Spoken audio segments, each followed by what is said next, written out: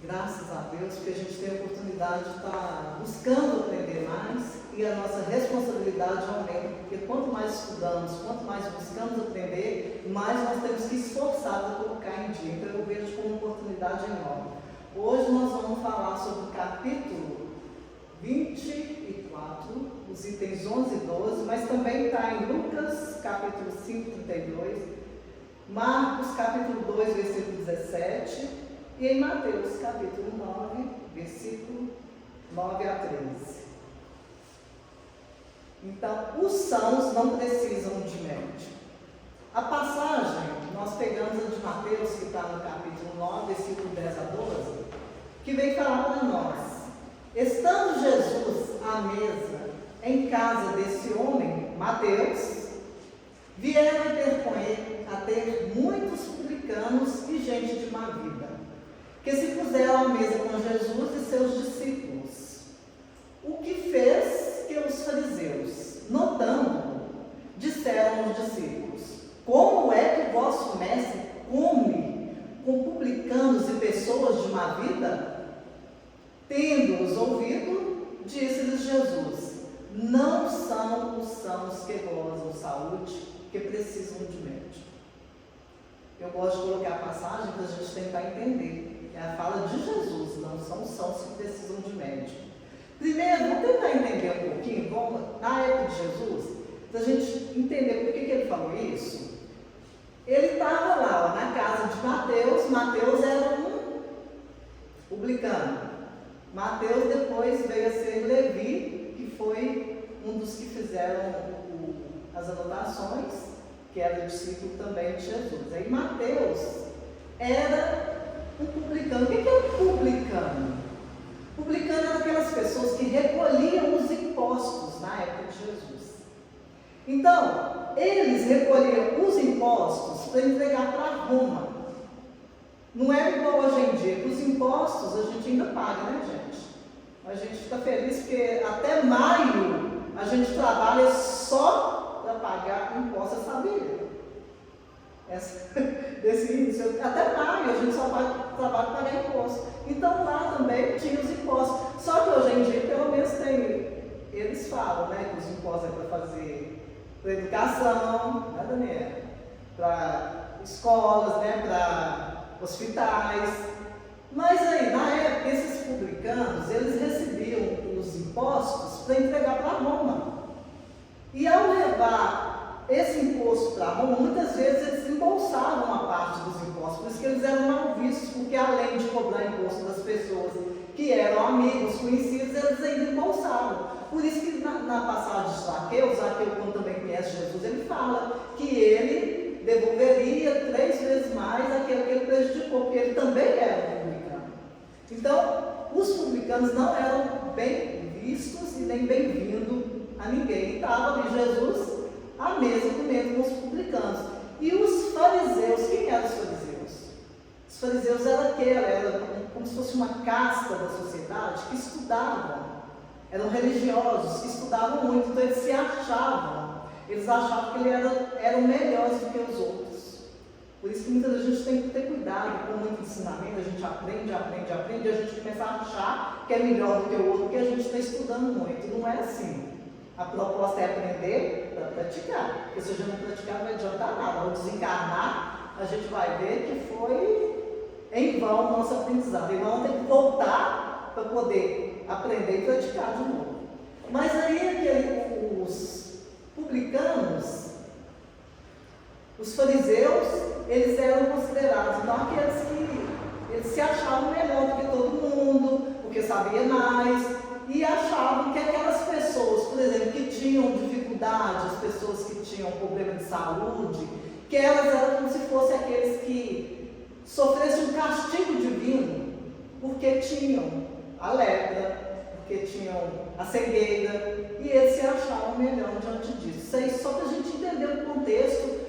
Era a mesma coisa se Jesus viesse hoje em dia e fosse sentar na mesa com os considerados ladrões, as prostitutas do nosso tempo de hoje, a gente ia falar que Jesus está ficando doido, né? Porque Jesus foi considerado um subversivo na época. Porque ele, além disso, como nós já falamos aqui uma vez, ele veio também e conversou com as mulheres, que ninguém conversava com as mulheres na via pública. Mas aí tudo bem, então vamos avançar um pouquinho.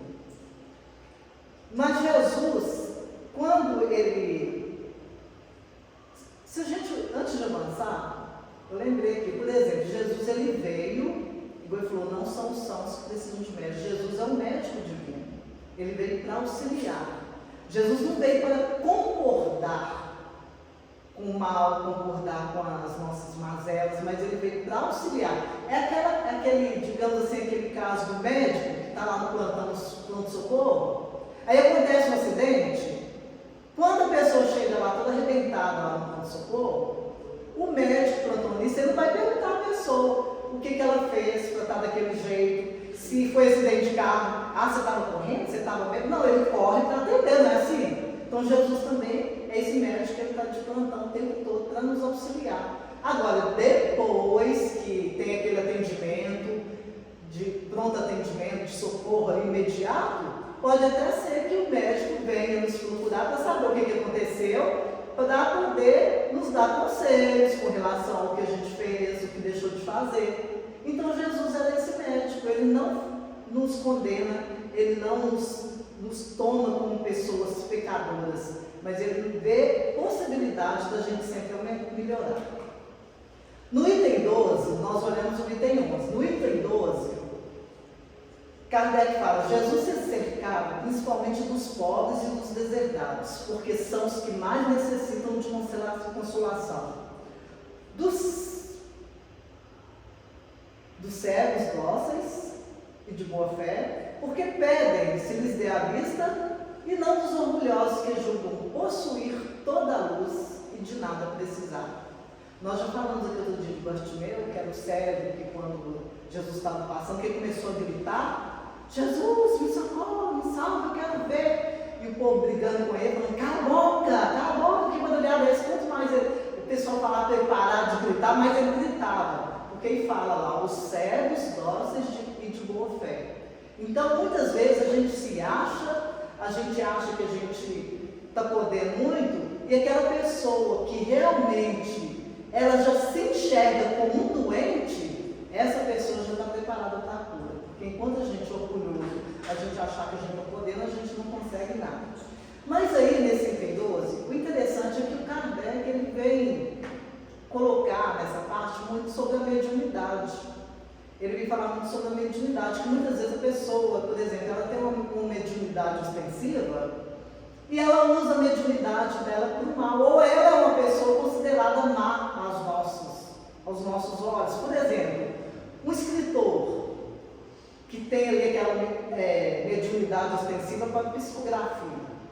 Ele, ao invés de usar a mediunidade para auxiliar as pessoas, ele usa para escrever coisas, livros às vezes pornográficos, ele usa para poder fazer fofoca, falar mal dos outros. Então, essa mediunidade, quando é assim, muitas vezes outras pessoas que sabem de mediunidade falam assim, nossa gente, é uma pena, né? Uma pessoa tão má, uma pessoa de má vida com uma mediunidade tão ostensiva, uma mediunidade tão clara, por que não é uma pessoa de bem para usá-la para o bem? Aí Kardec vem deixando claro para nós, quando ele vem explicar esse item, que a mediunidade é justamente para isso, para a pessoa ver que ela pode usar, que aquilo é uma ferramenta para ele crescer, para ele melhorar. Mas muitas vezes ele não entende isso e usa só para o mal. Mas aí nós vamos aprofundar um pouco mais, não vamos ficar só na mediunidade, porque todos nós somos médios. Kardec explica que todos nós somos médios. Porque todos nós temos esse contato com a espiritualidade.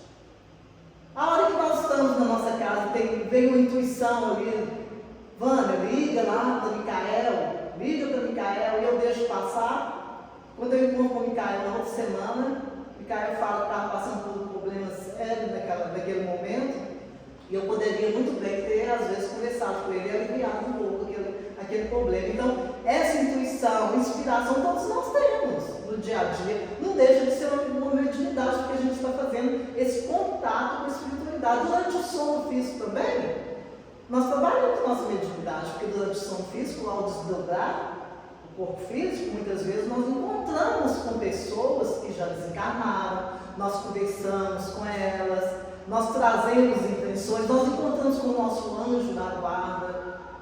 com os nossos mentores. Tudo isso é esse contato com o plano espiritual. Agora tem os médios ostensivos, que igual a gente estuda muito, e graças a Deus, na segunda-feira a gente está estudando sobre isso para clarear muito a nossa mente, porque principalmente o Espiritismo, a doutrina espírita, ela tem que abrir a mente, que existe a mediunidade, existem os médios, e a gente precisa de trabalhar essa ferramenta que nós temos.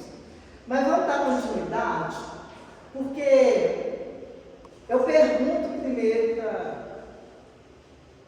para todos nós, será que nós temos a nossa saúde em dia? Porque nós estamos falando, não são os sãos que precisam de médico. Será que nós estamos com saúde em dia? Aí pergunta o Cláudio, não, mas eu fiz todos os exames que me pediram, todo ano eu faço meus exames periódicos, exames de sangue, está tudo em dia, está tudo certinho, minha saúde está ótima. Mas será que realmente nós estamos com a nossa saúde em dia?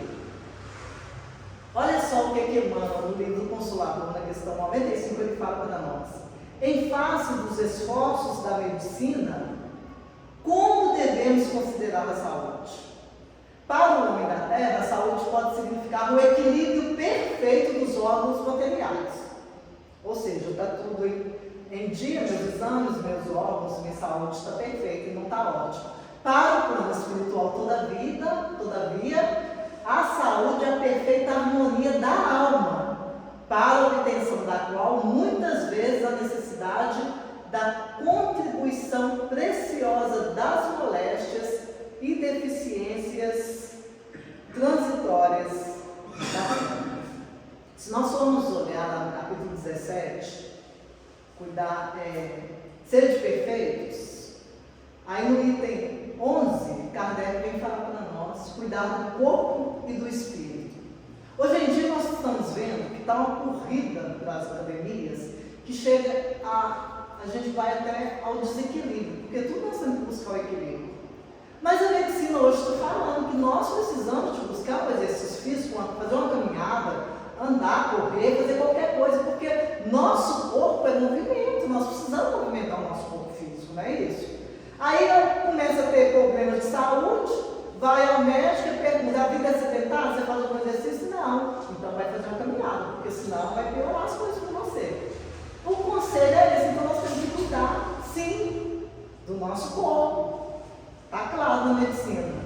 Mas, muitas vezes, essas pessoas que estão cuidando do corpo, indo na academia todo dia, fazendo corrida, caminhando, fazendo tudo, será que elas estão com a saúde em dia? Muitas vezes as pessoas, nós estamos ansiosos, nós estamos angustiados, nós estamos depressivos, apesar de muitas vezes tentar cultuar um corpo que nos tira do equilíbrio, e isso causa outras moléstias, que são moléstias da alma. Por isso que então nós temos que trabalhar o corpo e o espírito. Nós aqui agora, nós estamos trabalhando o nosso espírito, porque nós estamos tentando entender, estudar, para a gente ver todas essas consequências desse aprendizado, porque nós precisamos de trabalhar esse outro lado. Não é isso? Não adianta eu cuidar só de um lado e o outro ficar ruim, porque também a gente vê que a partir do momento que eu não cuido das minhas emoções, não cuido do meu espírito, isso pode causar doenças que elas vão para o corpo físico. Quantas vezes vai ao médico, às vezes, e o médico fala assim, mas você está com esse problema, está recorrente, às vezes está acontecendo, ele começa, às vezes, a conversar para saber como que a pessoa está vivendo. Eu tinha uma amiga que ela estava tendo muito problema de infecção urinária. Aí tomava remédio, voltava, tomava remédio, voltava. Aí um dia a médica foi conversar com ela, para saber como que estavam as emoções dela. E ao conversar com ela foi se abrindo, as dificuldades, pronto, parou de ter o problema. Então, o que está no nosso espírito, as doenças da alma, elas refletem no nosso corpo físico. Por isso nós temos que cuidar das doenças da alma. Não adianta cuidar só do físico, porque eu vou para a academia, vou fazer exercício físico, eu vou correr, vou cuidar da alimentação e vai acontecer de eu ficar doente do mesmo jeito. Tá vendo? Então a gente, quando fala não são os sãos que precisam de médico, a gente tem que olhar, igual a irmã está falando aí no Consolador. Toda essa equipe, igual ele fala no final, as moléstias muitas vezes nos auxiliam para que nós possamos despertar para ver que tem algo errado conosco. Porque se tivesse tudo certo era muito bom, mas hoje em dia, quantas doenças da alma está tendo aí, né, gente? Depressão, ansiedade, como eu falei, as pessoas estão sofrendo por causa de doenças mesmo que têm que ser olhadas, doenças da alma. E a gente vê que essas doenças, essas emoções acabam atrapalhando o nosso físico. Vamos passar para frente, olha só. Emmanuel fala que as duas chagas da humanidade é o orgulho e o egoísmo. É bom que nenhum de nós aqui somos orgulhosos nem egoístas, né? Ninguém, ainda mais que nós estamos estudando, ninguém, está todo mundo tranquilo. Mas é as duas chagas da humanidade. Olha só o que Emmanuel fala. O orgulho e a soberba. Julga-se superior. Deixa eu ler daqui, porque de lá está meio difícil aqui. Julga-se superior e esconde-se por trás da falsa humildade ou da tola vaidade. Coloca a vaidade como tola vaidade. Nada obstante, um dos princípios fundamentais do Espiritismo é a lei do amor, que nos ensina a amar o próximo como a nós mesmos. O egoísmo, por sua vez, é a negação desse princípio, pois nos leva a colocar nossos próprios interesses acima dos interesses dos outros, gerando conflitos, desigualdades e sofrimentos. Então, gente, quando a gente fala de orgulho, igual eu falei, é bom que nenhum de nós temos aqui, porque o orgulhoso, a pessoa quando está com orgulho em alta, ela acha que ela é melhor do que todo mundo. A gente acha que sabe de tudo, que só a gente é que sabe, que a gente é que é perfeito, que o outro não sabe, que a gente é que entende das coisas, que a gente não pode ser contrariado. Isso está causando sérios problemas em relacionamento. Porque a gente vê que relacionamentos hoje em dia, um não quer dar o braço e torcer para o outro. Sendo que nós somos pessoas imperfeitas. Eu tenho que entender que eu sou imperfeita e muitas vezes o outro me completa. Se eu prestar atenção no que o outro fala, no que o outro às vezes conversa comigo, eu vejo que muitas vezes está trabalhando ali o meu orgulho. Então está sendo uma grande, algo assim que a humanidade precisa de abrir mão disso, porque muitas pessoas separando aí devido ao orgulho. Ah, mas eu não aceito, mas fez isso comigo, mas falou assim comigo. Então as pessoas vão adoecendo, achando que são melhores, que ela que sabe tudo. E o egoísmo? Tudo melhor para mim. É igual aquela sketch que nós temos do bolo, né? Primeiro eu, tudo melhor para mim, o melhor para mim. A gente faz quase que inconsciente a coisa, mas a gente muitas vezes é assim. A sketch do bolo, nós temos um teatro aqui, é assim, duas meninas chegando da escola e sente um cheiro lá que a mãe está fazendo algo diferente. Aí uma fala, olha, seja lá o que for, primeiro para mim, o melhor para mim. E aí quando a mãe mostra, é um bolo. A mãe pede então, fala para partir o bolo. Mas fala assim, olha, quem... Não, aí eu nunca falo, eu vou partir, eu quero partir. Aí ela fala assim, tudo bem, você pode partir, mas quem vai tirar o primeiro pedaço é a sua irmã, porque quem partiu primeiro não vai pegar o primeiro pedaço. Aí ela fala, então eu não quero partir mais. A mãe fala, não, agora você vai partir. Ela pensa e parte no meio certinho.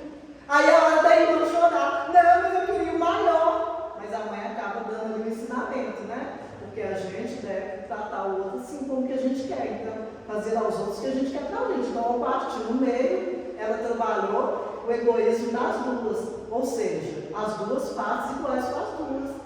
Eu estou lembrando aqui uma vez, nós fomos fazer uma confraternização e tinha uma melancia, um pedaço de melancia bonito, vermelhinho. Aí uma pessoa chegou, pegou a faca e pegou assim por cima da melancia, que é a parte vermelha, e falou assim, eu vou comer essa parte que é a que eu mais gosto dessa parte. Aí todo mundo falou, mas eu também gosto dessa parte, deixa só que a parte verde lá, que tem doce. Mas então, aí é egoísmo, a gente, mas eu gosto dessa parte, então eu vou comer, gente, todo mundo gosta, então vamos aprender a dividir. Então a gente vê que nós precisamos trabalhar esse egoísmo na gente, que é uma coisa quase que natural, assim, a gente faz achando que é natural aquilo. Nós não percebemos, mas aí o outro percebe. Porque se o outro fizer, eu percebo. A gente tem que ficar atento, a gente precisa de ver direitinho. E aí, quando fala o orgulho e o egoísmo, fala ali que a tola vaidade, porque o orgulho e o egoísmo, ele tem um monte de filhos, digamos assim. A gente fala assim, eu não sou orgulhoso, eu não sou egoísta, mas olha aqui, eu tenho inveja. Eu nunca tive inveja de ninguém, de nada. Meu vizinho comprou um carro do ano, um carrão. Nossa, meu serviço é melhor do que o dele. Mas não tem cabimento, não. Gente, é inveja. Por que ele pode comprar? Aí a gente fica trabalhando, mas ele não podia, né? Ciúme, não tem ciúme, não. Tem aqueles que falam assim que o ciúme é o tempero do amor. Não existe isso, não. A gente precisa de confiar na pessoa que a gente gosta. Agora, se o outro também é quase que inveja, eu vou ficar com ciúme do outro, porque o outro, a Daniela chega na casa do caminho, todo mundo conversa com ela, todo mundo abraça ela, e ninguém liga para mim. Aí eu vou cortar a Daniela de mim aqui para ver se o pessoal olha para mim. Não adianta não, gente. O ciúme vem assim da pessoa que fica querendo disputar, não é por aí não. Nós temos que trabalhar isso dentro de nós. Isso é em família, em qualquer lugar que a gente vai, tem hora que a gente deixa aquela pontinha de ciúme falar mais alto. Raiva, ninguém tem raiva, né? Ninguém tem raiva. No trânsito, então, está uma loucura hoje em dia. A gente sai e se bobear, o pessoal xinga a gente toda hora. Outro dia, teve um domingo aí, domingo a gente vê que o Trânsito lá não tem nada, a cidade morre, umas 2, 3 horas da tarde. Aí eu saí para levar a Giovana e o Léo lá na casa deles. E a gente conversando e prestando atenção, mas tudo bem tranquilo no trânsito. E eu conversando. Quando chega ali naquele sinal lá no centro, perto do seu jardim que a gente passa atrás daquele negócio da ferrovia ali, quando eu vi, eu estava em cima do sinal. Aí eu falei assim, nossa senhora, eu estou avançando o sinal estava vermelho. Só que eu parei na faixa de pedestre. Eu estava, sabe quando não tem carro, movimento, aí a gente fica mais desatento. Quando eu parei na faixa de pedestre, eu falei assim, nossa senhora, dá para me dar uma resinha, porque não tinha ninguém. Só que tinha um carro parado, já ao lado, e eu não tinha percebido, o carro tinha parado. Quando eu parei na faixa de pedestre, eu dei a ré e voltei. Gente, mas esse senhor do lado, mas ele me xingou tanto. Que absurdo, que coisa feia, parar na faixa de pedestre. Isso é querendo passar na minha frente, mas ele xingava. Eu falei, coitado, ele está doente. Aí o Léo, meu gêmeo, ainda começou a querer conversar com ele. Eu falei, não conversa não. Não conversa não, porque tá o problema sério. Ele vai achar que a gente está querendo brigar com ele, deixa pra lá. Olha só, ele com raiva de uma coisa que ele não tinha nada a ver com isso. O que ele tinha a ver? Se fosse tomar multa, quem ia tomar multa? Eu, porque eu errei, eu estava distraído, então é bom para a gente ficar mais atento. Mas aí, o que tinha de chegar tanto? Eu falei, gente, não, choro, sai de mim essa energia, que eu não quero contaminar com essa energia, não. Então a gente fica com raiva às vezes, porque o outro fez isso, o outro fez aquilo, e quem vai adoecer sou eu. Então nós temos que ficar atentos com essas coisas. Mágoa. A Margarete outro dia passou perto de mim e nem me cumprimentou. Margarete vai ver, que vier conversar comigo. Eu fico magoada, gente, às vezes Margarete nem viu. Ou Margarete estava com algum problema, com alguma dificuldade, que ela não quis cumprimentar, e aí? O que tem em cumprimentar? Igual o caso do Chico. O Chico, certa vez, tinha um bêbado que toda vez, a hora que o Chico ia trabalhar, o bêbado ficava lá, aquela coisa atrasava o Chico, aí o Chico uma vez, quando viu o bêbado lá na frente, ela atravessou a rua e lá vai do outro lado andando de cabecinha baixa, como se diz, hoje ele vai me incomodar. E quando o Chico está passando, o bêbado, Chico! Chico! Chico! Aí foi lá e o Chico parou, né? Foi, deu atenção. Chico, você não viu, você me viu, Chico? Você está correndo de mim? Ele falou, não, tudo bem. Eu devo de dar o braço a você que eu te vi, sim, senhor. Então, só que eu estou atrasado e tal, mas aí o Chico ficou com vergonha da atitude dele. Porque muitas vezes, gente, as pessoas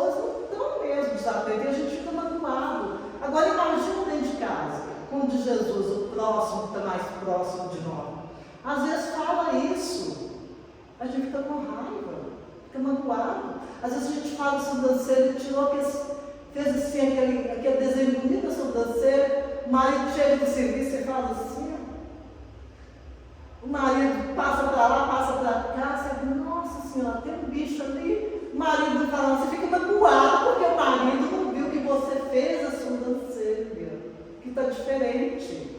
Então chega e fala, olha, está bonito minha sobrancelha, você gostou? Às vezes ele não vai falar nada também, não, então não fica magoado também não. Mas a gente tem uma magoa por causa das coisas, intolerância.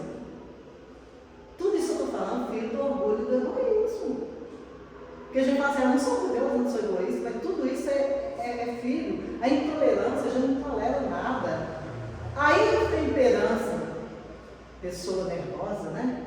Qualquer coisinha está chutando balde, está reclamando da vida. André Luiz, lá no livro Nosso Lar, quando André Luiz está sendo lá deitado na cama, está sendo assistido por Clarencio e o médico, não estava com o nome dele aqui na boca agora e esqueci.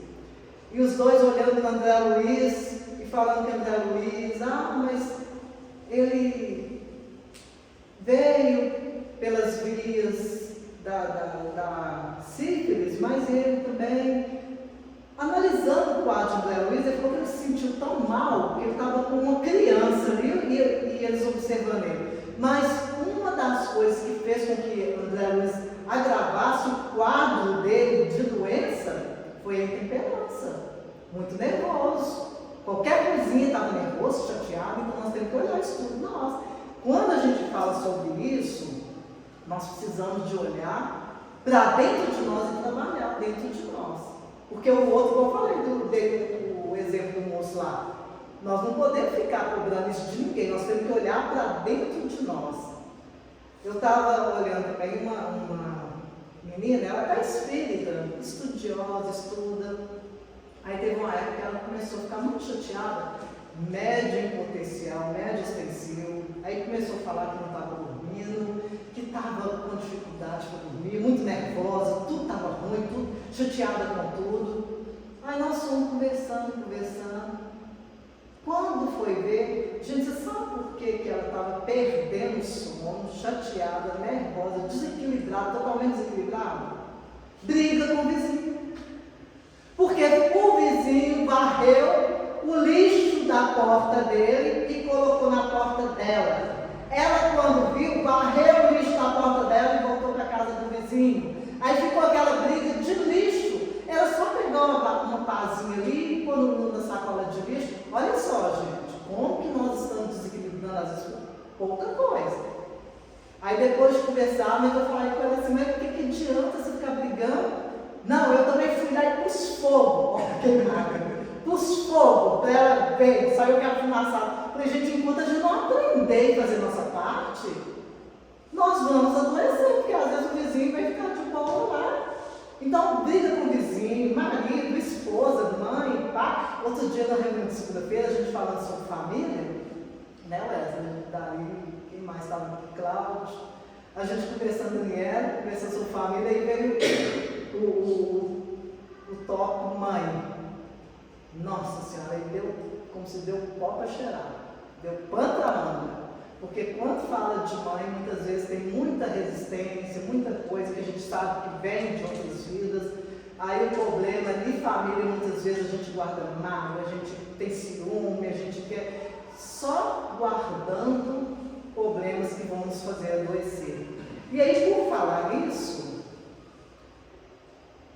eu coloquei aqui uma coisa que nos traz a oportunidade de trabalhar tudo isso dentro de nós, que é a reencarnação. Aí fala lá, unicamente a reencarnação esclarece as questões do ser, do sofrimento e do destino. Em muitas ocasiões, falou-nos Jesus de seus belos e sábios princípios. Isso quem passa para nós foi Emmanuel. Então, quando a gente fala desses problemas que a gente traz, muitas vezes dificuldades, doenças, dores, é para a gente trabalhar. A reencarnação é a oportunidade de nós estarmos refazendo com pessoas que muitas vezes nós tivemos dificuldades e que estamos perto hoje para poder trabalhar o nosso ser, a saúde integral. Porque muitas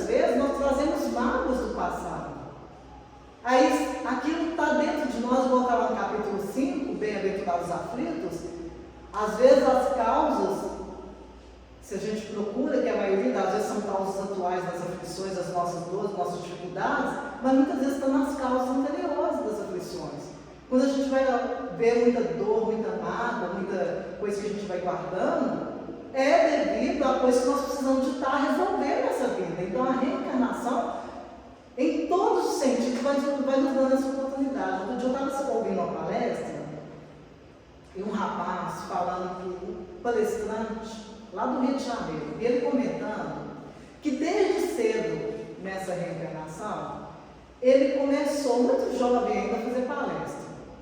E aí ele fazendo palestra, foi estudando, foi desenvolvendo, trabalhando na palestra, quando então ele teve a oportunidade de saber por que ele tinha tanta vontade de fazer palestra, que ele trabalhava nessa palestra, e ele teve condições de voltar 3 reencarnações anteriores. E ele viu que nessa reencarnação que ele voltou 3 vidas antes, ele trabalhou muito com a fala, porém somente para prejudicar as pessoas. Ele fez muito conflito, muitas pessoas devido à fofoca entravam em discórdia, muitos chegaram a suicidar devido à fala dele, porque um fofoqueiro mesmo de primeiro, digamos assim. E ele então, quando ele estava lá no plano espiritual, que desencarnou, ele fez o plano reencarnatório de voltar mudo. Então reencarnou mudo, para poder curar ali a sua fala, mesmo tendo vontade de falar, para ele tentar curar aquele lado. Gente, mas ele falou que mesmo mudo ele fazia fofoca demais. Lá perto da casa de mãe, não vou falar onde mãe mora não, Cláudio sabe, né Cláudio? Lá perto da casa de mãe tem uma família que são 4 pessoas, 3 são mudos. Gente, mas eles fofocam, eles falam mais do povo do que o pessoal todo da rua. E vai fazendo assim, eles fofocam o tempo todo. Eu falei, gente, é incrível, a pessoa vem muda e fala mais, fofoca mais do que os outros. Então esse rapaz falou que na outra encarnação ele veio mudo, mas ele fazia fofoca, ele passava as informações, mesmo com a dificuldade que ele tinha. Aí na outra reencarnação, ele veio mudo, mas com problemas também de um pouco de idiotia, para ele desligar um pouco e não conseguir falar mal de ninguém. Quando foi fazer o plano reencarnatório dessa reencarnação que ele estava, aí foi falado com ele, então nós vamos te dar a oportunidade de falar, mas falar no bem. Todas aquelas pessoas que você desvirtuou, que você falou mal, que foi levado ao suicídio, agora você vai trabalhar para falar no bem e para auxiliar essas pessoas a se reerguerem. Então a reencarnação é isso, nós estamos num planeta de expiação e de provas, mas é uma escola, é um hospital, onde nós vamos trabalhando esses débitos para nos curar. É isso que a gente veio para fazer aqui, nós vamos nos curando dessas mazelas. E nosso planejamento reencarnatório, muitas vezes, eles até falam no livro Missionários da Luz mesmo, tem um lado lá, um capítulo que fala de reencarnação, da programação da reencarnação, onde muitas vezes as pessoas, o espírito que já está mais lúcido, ele pede para não vir com muita facilidade, pede para vir com uma parte assim, um pouco com dificuldade, para poder trabalhar essas mazelas, é a verdadeira cura. Então nós temos que ver que muitas dificuldades que nós temos agora, não é castigo de Deus, não é para o nosso mal, é para o nosso crescimento, é para que nós possamos crescer e melhorar. Mas e aí? Como que eu faço? Se eu ainda estou tendo todas essas dificuldades, ciúme, raiva, egoísmo, aí lá na questão 909 do Livro dos Espíritos, quando Kardec pergunta se nós podemos vencer as nossas más inclinações, os Espíritos respondem, o homem, pela sua vontade e esforços, pode sim vencer as más inclinações, mesmo que sejam esforços muito insignificantes. Às vezes o esforço é grande, mas às vezes o esforço é muito pouco, e nós não ficamos atentos a isso. E lá no livro Respostas da Vida, André Luiz, no capítulo 23, intitulado Pensar, ele fala assim: a sua vida será sempre o que você esteja mentalizando constantemente. Em razão disso, qualquer mudança real em seus caminhos virá unicamente da mudança de seus pensamentos. Olha como isso é grande. Mudança de pensamento. Então, a doutrina espírita, nós trabalhamos muito com esse pensamento. A mediunidade o tempo todo é pensamento. Nós precisamos de vigiar nossos pensamentos, porque todo pensamento acalentado tende a se tornar realidade. Quando eu começo a pensar só coisas ruins, pensar no mal, eu não dou conta, eu sou isso, a gente vai trabalhando dentro de nós só o lado negativo. Então, por isso que a gente precisa de pensar no que eu estou pensando. Você já viu que tem uma vez que não pensa no que a gente está pensando? E aí a gente vai, como diz aqui a música, deixa a vida me levar, a vida leva eu. E tudo que vai vindo a gente vai alimentando, a gente vai fazendo. A gente não faz uma seleção do que a gente quer pensar. E aí nós precisamos ficar atentos, porque olha só, a mudança da nossa vida depende do que nós estamos alimentando dos nossos pensamentos. Aí, a gente vê que ainda a gente está muito grosseiro, e eu queria contar, que está nesse livro aqui, olha, Contos desta e de outra vida, que é um caso de Pedro, porque a gente quando fala que nós ainda estamos muito grosseiros, os discípulos, quando Jesus foi buscar os discípulos, que ele saiu chamando um por um dos discípulos, Simão Pedro era pescador, e Jesus falou com ele, né? Vem que eu te farei pescador de homens. Mas Simão Pedro é muito grosseiro ainda, Simão Pedro era bronco mesmo. E ele ainda tinha muito daquelas coisas da época, preconceito. O dia que ele viu que Maria de Magdala estava na casa dele, que Jesus estava conversando, ele olhou para Maria de Magdala com um olhar como se fosse fuzilar Maria de Magdala. Ele não aceitava de jeito nenhum. Ele chegava, tinha hora que chegava a falar com Jesus, que Jesus não podia fazer aquelas coisas que ele estava fazendo, porque ele era bem bronco. Inclusive, ele tinha o apelido de Cefas, que é pedra.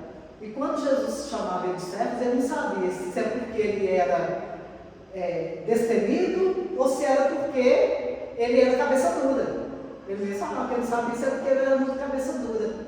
E aí, depois que Jesus já tinha ido para o plano espiritual, Pedro estava lá numa tarde, um dia, chorando e pedindo para Jesus que pudesse trazer para ele algo que ele pudesse fazer, porque quando Jesus estava lá, ele conversando, chorando: mestre, quando o senhor estava aqui, era tanto trabalho, a gente tinha tanta coisa para realizar, e agora eu estou sentindo minha vida tão vazia, eu não estou dando conta. Senhor, me mande, por favor, me mande alguma tarefa, me mande algo para me fazer, Jesus.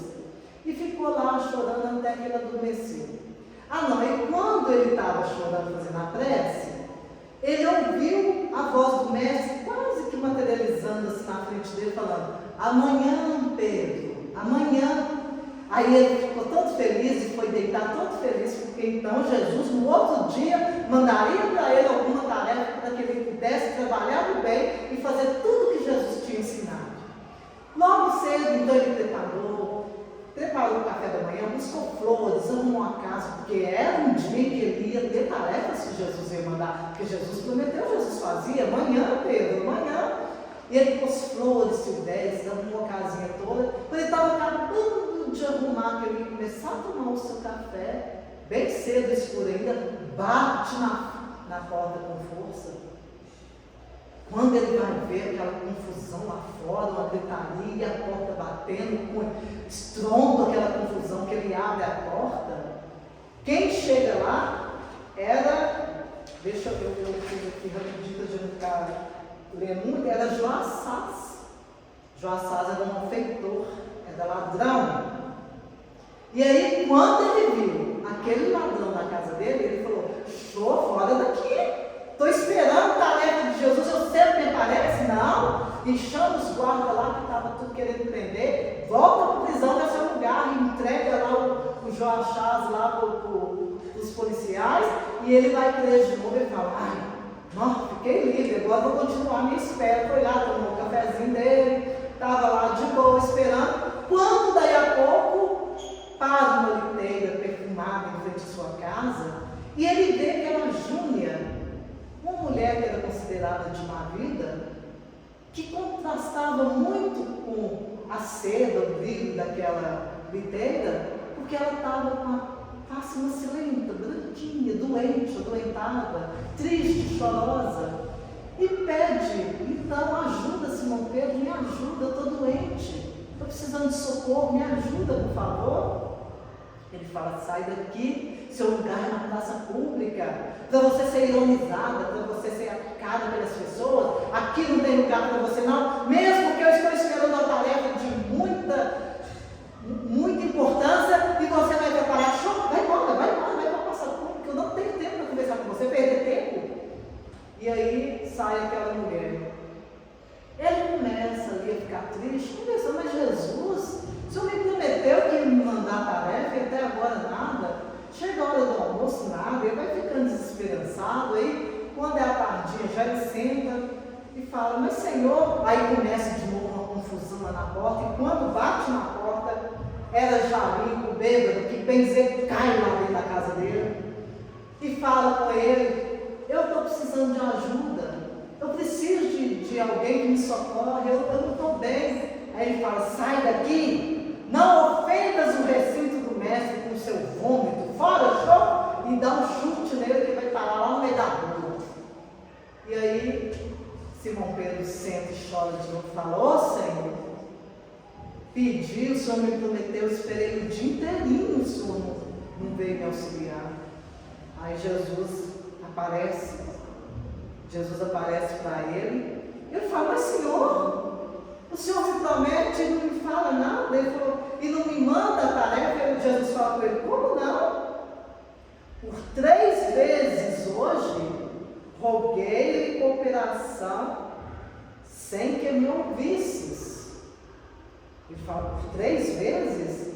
Aí Jesus fala com ele, de manhã, enviei-te Joachás, desventurado irmão nosso, mergulhado no crime, para que o ajudasse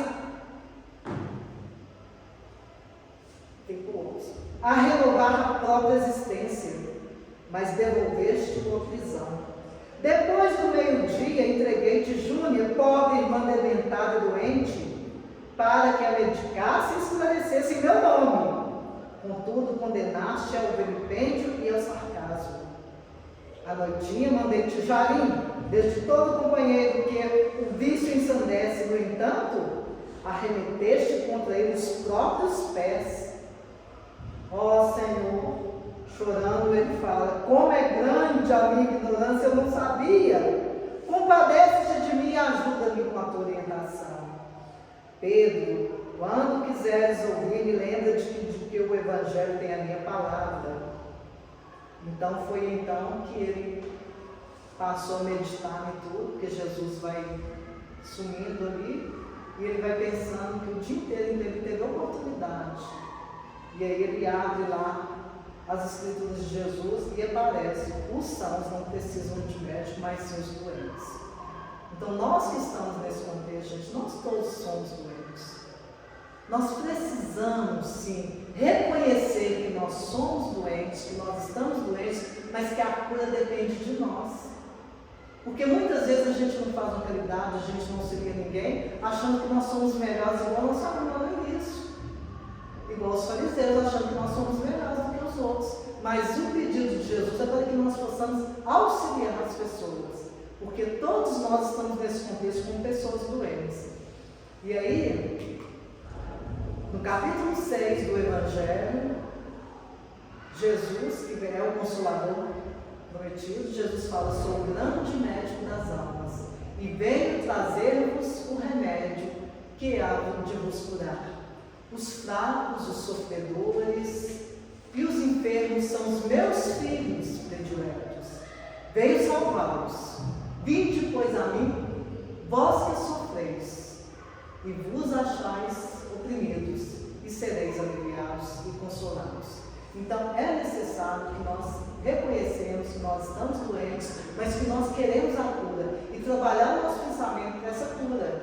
Então é conversar com Deus, é conversar com Jesus, é fazer nossas orações e falar: eu ainda tive raiva, eu ainda não consegui perdoar, eu ainda me senti com ciúme, eu ainda.